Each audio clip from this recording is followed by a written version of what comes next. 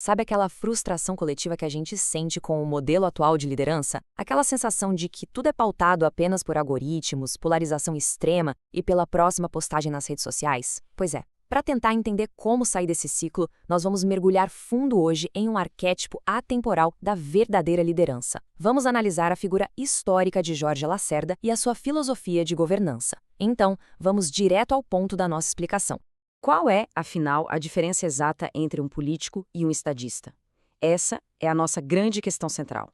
E levantar esse ponto, gente, não é só um mero exercício teórico ou uma aula de história. É uma busca essencial, quase uma urgência, por modelos cívicos melhores para o nosso próprio tempo. E as fontes documentais que nós analisamos trazem uma distinção simplesmente cristalina sobre isso. A dicotomia é brilhante. De um lado, a gente tem o político comum. O foco dele? Pura e simplesmente a próxima eleição. Trata-se de um pragmatismo de curtíssimo prazo, uma verdadeira técnica de sobrevivência no poder. Agora, do outro lado, nós temos a figura do verdadeiro estadista. Esse foca na próxima geração. Ele baseia toda a sua atuação no chamado humanismo integral e encara a política como um autêntico sacerdócio civil. É uma mudança de perspectiva monumental. O estadista não quer apenas gerir números ou fechar o caixa. Ele quer, de fato, formar as bases sólidas de uma sociedade melhor. E é aqui que entramos na primeira parte da nossa análise: o casamento entre política e inteligência. Para a base desse casamento funcionar, a gente precisa entender o conceito de humanismo integral. Mas o que isso significa na prática do dia a dia da gestão pública? Basicamente, significa que o progresso material, o crescimento da economia e a tecnologia são forças completamente cegas e potencialmente muito destrutivas se não forem guiadas e subordinadas aos valores superiores da cultura e do intelecto. O objetivo central é muito claro: impedir a desumanização da nossa sociedade. Para um estadista, divorciar a cultura da administração pública é o primeiro passo para garantir o fracasso de uma nação. E o que é realmente fascinante é ver como isso saiu da teoria para a prática. Lacerda não via a cultura como uma pasta secundária, daquelas que ficam esquecidas. Ele agia como um verdadeiro educador social. Ele fundou o prestigiado suplemento jornalístico Letras e Artes, propôs a lei para a criação do Museu de Arte Moderna do Rio de Janeiro e fez questão de trazer figuras gigantescas como Carlos Drummond de Andrade e Cândido Portinari direto para o centro do debate público. Ele literalmente elevou o nível da conversa, mostrando por A mais B que o poder só tem verdadeiro sentido quando é iluminado pela cultura. Avançando para a segunda parte, plantando as árvores seculares. Para a gente entender essa visão geracional na prática, vamos voltar um pouquinho no tempo, lá para 1957. Durante o seu mandato como governador, Lacerda impulsionou a criação de uma obra gigantesca, a usina termoelétrica Sotelca. E por que isso é tão crucial para a nossa análise? Porque obras massivas de infraestrutura demoram uma eternidade para serem concluídas. O político comum costuma fugir de projetos assim porque eles não rendem votos imediatos nas próximas eleições. Mas o estadista, ele planta a árvore secular, ele constrói a infraestrutura que vai garantir a energia e a prosperidade para as próximas gerações, tendo a plena consciência de que talvez ele nem esteja no poder para cortar a faixa de inauguração. Ele trabalha para os netos e não para as urnas. E essa citação destaca perfeitamente a urgência desse pensamento de longo prazo. O objetivo de todo esse esforço estrutural é impedir que o homem se converta em satélite de suas próprias criações.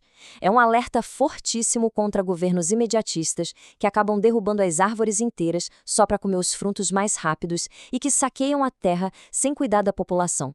A técnica e a infraestrutura têm que existir estritamente para servir e elevar a condição humana, nunca o contrário. O que nos leva à terceira parte: o combate às dragas. Para entender esse choque constante na administração pública, nós resgatamos uma metáfora de um discurso histórico feito em 1951 na Câmara dos Deputados. Lacerda declarou o seguinte: rangem dragas por todos os lugares, dragas nos espíritos e dragas nas leis, dragas nos projetos e dragas nos orçamentos.